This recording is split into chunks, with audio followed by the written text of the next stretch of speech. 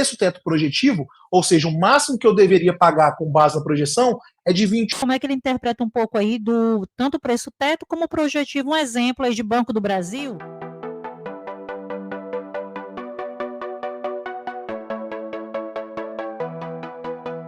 Vamos pegar umas perguntinhas aqui. Eu vou começar aqui com a primeira que eu achei bem interessante, que é da Mari Fraga, tá? A Mari Fraga, ela pergunta o seguinte, ó: como receber dividendos por mês, sendo que algumas ações de empresas só distribuem em anual, trimestral, e como garantir os dividendos mensais? Né? Eu acho que essa é uma ótima pergunta, Mari, obrigado, tá? E eu entendo que essa aí é uma dúvida que muitas vezes as pessoas que estão começando têm também, e que até a gente gostaria de receber dividendos todos os meses. E como que a gente faz, Mário? Porque realmente você tem razão, a gente não tem as empresas da Bolsa que pagam de forma recorrente. A gente até tem os bancos, principalmente, estamos falando aí de Itaú, Bradesco, né? Os dois eles têm um calendário de pagamento de dividendos mensal, mas é um valor muito pequeno, normalmente gira em torno de 2 centavos por mês, né? E eles fazem isso de forma recorrente. Mas o grosso mesmo acontece às vezes trimestral, semestral ou anual, né? Então, respondendo a sua pergunta para isso, como você faz para ter dividendos todos os meses? Basta, Mari, que você se programe para que aquela quantia que você recebeu de uma vez só, ou em várias partes, que sejam trimestrais, semestrais ou anuais, você simplesmente divida pelo número de meses e você faça uma reserva. Então vamos supor que você recebe trimestral.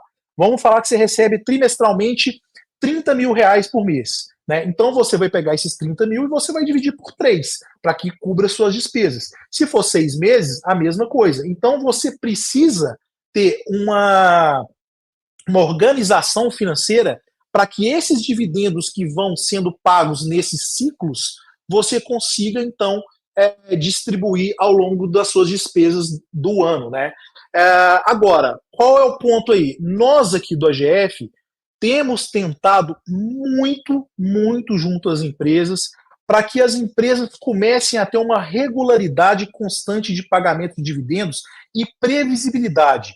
Nós acreditamos que isso é fundamental e a gente tem brigado bastante no bom sentido, né, ficando junto do pequeno investidor, para que essas empresas tragam um calendário de pagamentos para dar essa previsibilidade e essa recorrência que a gente gostaria. Então vamos pegar um exemplo de uma empresa estatal, que muitas vezes as pessoas crucificam empresas estatais, mas que é um belíssimo exemplo de organização e previsibilidade para o acionista, que é o Banco do Brasil. O Banco do Brasil, ele faz 7 anúncios no ano, ele já, desde o começo do ano, ele traz um calendário desses anúncios, com a data de anúncio e a data de pagamento desse anúncio. Isso, então, traz a previsibilidade e a recorrência. Então, nesse caso, Mário, você conseguiria se programar com base nesses anúncios para que você não só pudesse aportar nas empresas, ou se você já tivesse no momento de usufruir dos dividendos, você conseguisse se programar para ir distribuindo, né, as suas contas ao longo desses meses de recebimento. Concorda, Van? Inclusive, Paulinho, que está utilizando a plataforma do AGF, Paulinho, mostra a sua tela aí que eu estou vendo aqui nos bastidores. Banco do Brasil, vocês estão vendo aí o que o Jean tinha comentado. Fevereiro, maio, agosto e novembro. Tem uma regularidade relativamente. E quando foi lá em meados de fevereiro, né, Jean? Eles anunciaram todo o cronograma do que eles iam fazer de anúncio a cada temporada de balanço, bem certinho. Eu gosto muito do Banco do Brasil por conta disso. A previsibilidade do banco é excepcional, tá? Inclusive, vocês podem consultar, e se o Paulinho descer um pouquinho mais utilizando a plataforma, os indicadores, vocês vão ter lá não só isso daí da carteira teórica, mas aquela parte lá, Paulinho, que tem dos dividendos, o histórico, margem de segurança, o que é que lá voltando no outro, sabe? Exatamente aí. Tem o projetado, o provisionado, inclusive, ainda para Banco do Brasil executar pagamento, e o que o Paulo está mostrando aí, um pouco do preço teto e preço teto projetivo de Banco do Brasil. Essa nova versão da plataforma ficou muito boa, porque, inclusive, tem um jacarezinho falando aí, né? Traduzindo para você com relação ao preço teto projetivo, para vocês terem noção. Então, daí para você fazer utilizando a plataforma, ter todas essas Van, informações na sua tomada de decisão. Oi, Jean. e até pegando o gancho, eu sei que tem muita gente que talvez está escutando a gente pela primeira vez Uhum, aqui, né? Que as sim, pessoas estão talvez começando a investir e que não tiveram a oportunidade de utilizar a plataforma. Então eu vou te fazer um convite aqui sim, agora muito, muito especial.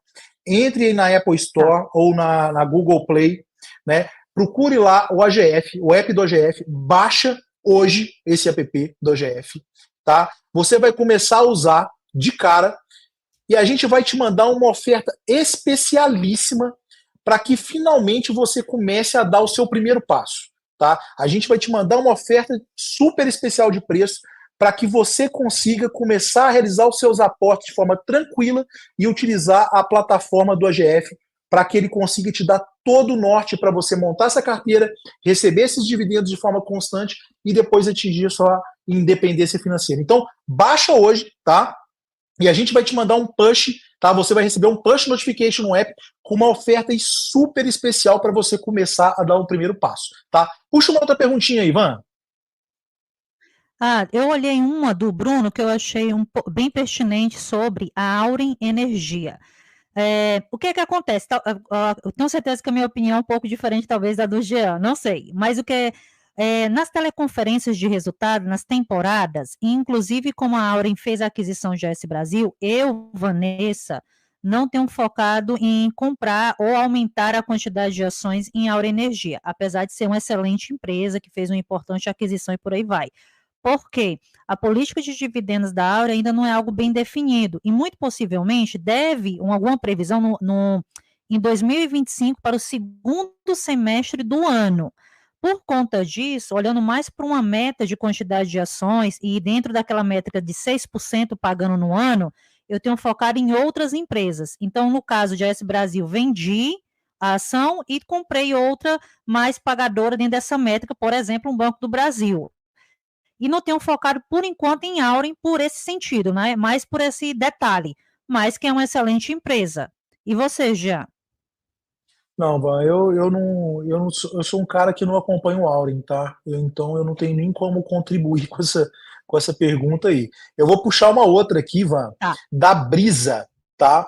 Ela pergunta o seguinte: como vocês definem o melhor momento para entrar em uma empresa cíclica como Unipar? Eu acho que essa é uma excelente pergunta, Brisa. Primeiro que eu preciso fazer um disclaimer aqui, tá? Se você estiver começando, né, esqueça esse tipo de empresa. Esquece completamente. Eu acho que aí, se você estiver começando, o ideal é você focar em empresas do BEST. Banco, energia, seguro, saneamento e telecom. São 5 setores que a gente procura perenidade e tranquilidade. Agora, se você, né, já tem uma carteira formatada, já tem alguns anos de bolsa e gostaria de se aventurar em empresas cíclicas, né, a empresa cíclica você tem que entrar justamente quando todo mundo fala mal.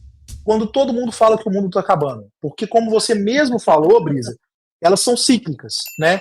E você tem que entrar nessas empresas no ciclo de baixa. Porque essas empresas cíclicas normalmente são empresas de commodity. Então ela vai estar atrelada ao resultado a algum tipo de commodity, né?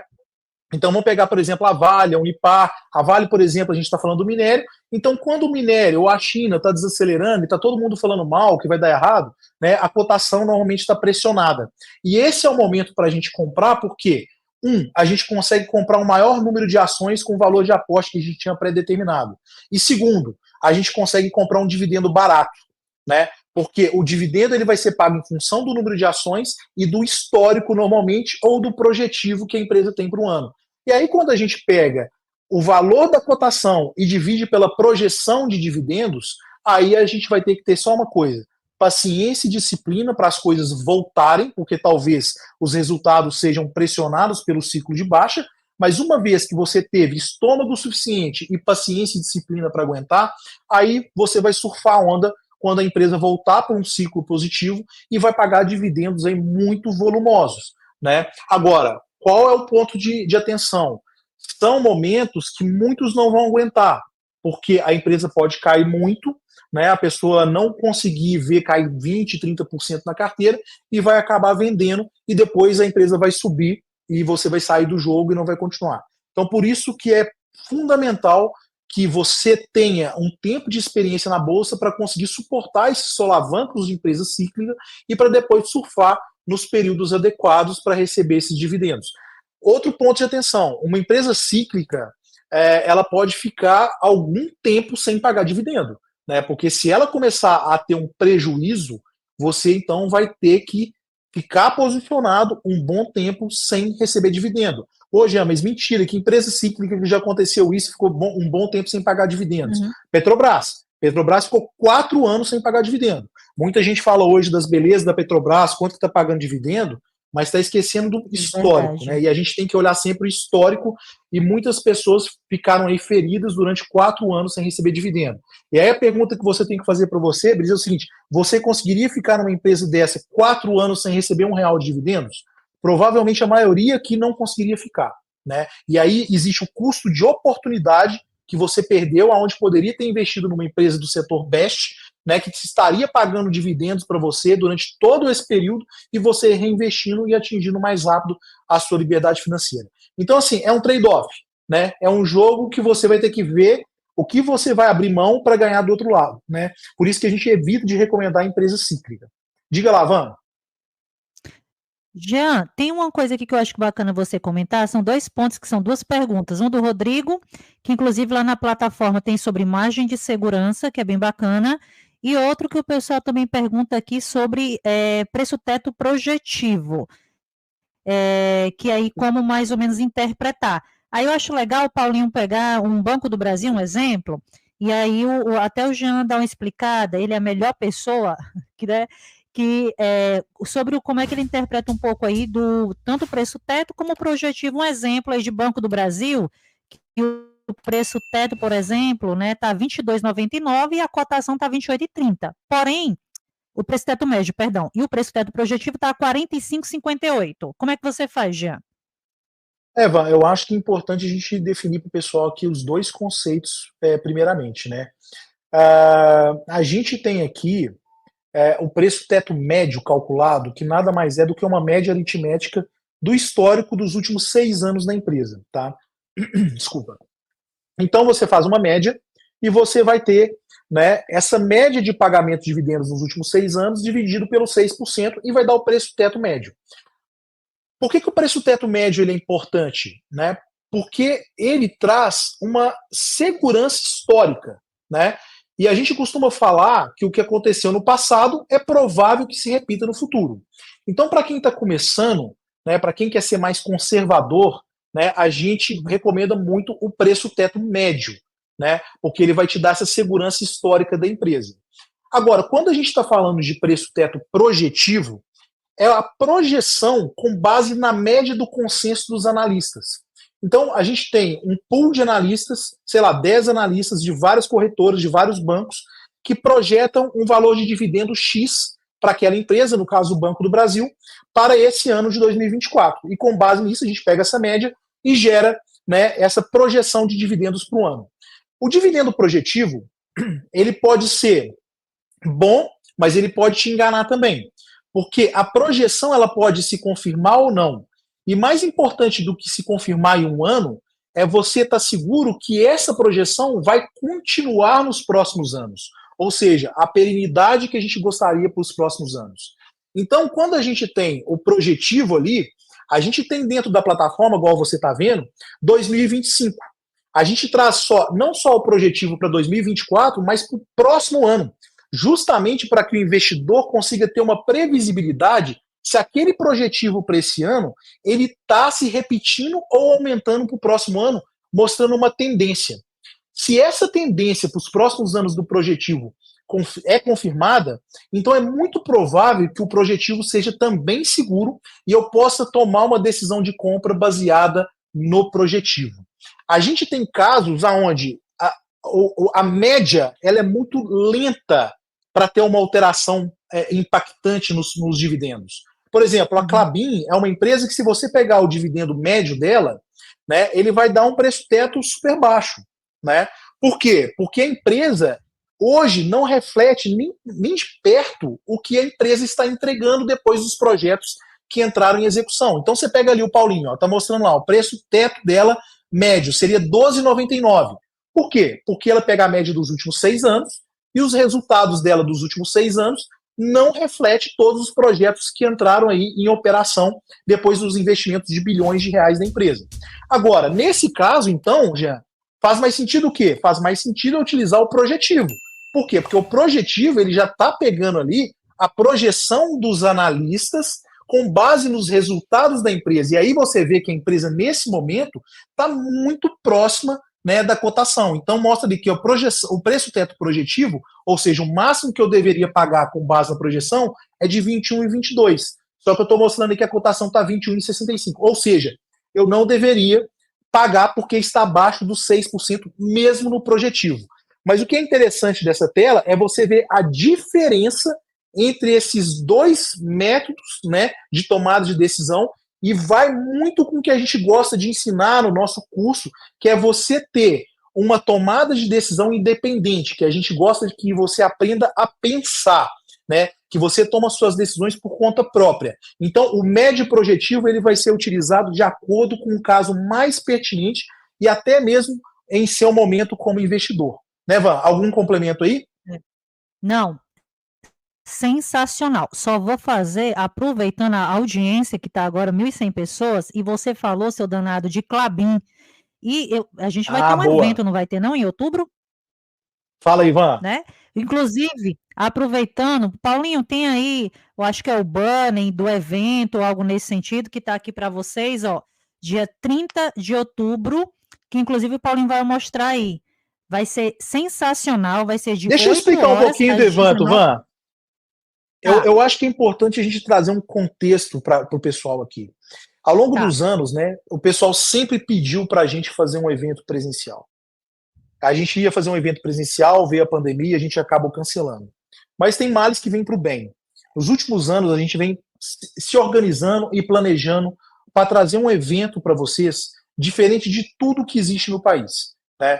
A gente tem muitos eventos aqui, financeiros, etc., mas não tem um evento parecido com o que a gente está trazendo de proposta, que é o quê? Nós sempre falamos que vocês têm que ser um pequeno dono de um grande negócio. Não é isso, Van? E aí a gente está trazendo a oportunidade de conectar você, pequeno investidor, com os maiores nomes das empresas no Brasil. A gente está trazendo investidores de renome, mas principalmente pessoas que estão no dia a dia da empresa para contar um pouquinho para você sobre essas empresas, tá? E você, como pequeno dono, você vai ter a oportunidade de pegar na mão, fazer pergunta, conversar com essas pessoas que a gente tanto fala no dia a dia aqui, né? Então a ideia é trazer um evento de um pequeno investidor junto dessas empresas e debater, você aprender um pouco mais das empresas que você é dono, né? Que você é um pequeno dono. Então esse evento ele vai acontecer aqui em São Paulo no dia 30 de outubro, tá? Das 8 às 19 horas, tá? Os ingressos são limitados, infelizmente não dá para a gente atender todo mundo, né? Mas os ingressos são limitados, então assim, aproveite, né? Se inscreva, porque vai ser um evento único e a gente já tem várias pessoas confirmadas. Desce um pouquinho, Paulinho.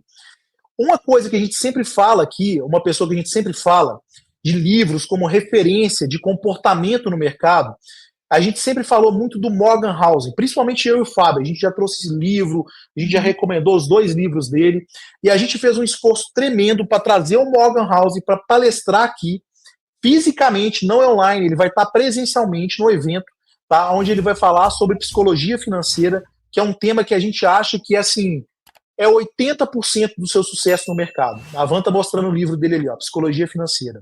Né? Além disso, né, o Barsi também vai estar presente com a gente no evento, vai palestrar lá. Né? Nós 4 aqui do AGF. Nós estamos levando ali também o Florian.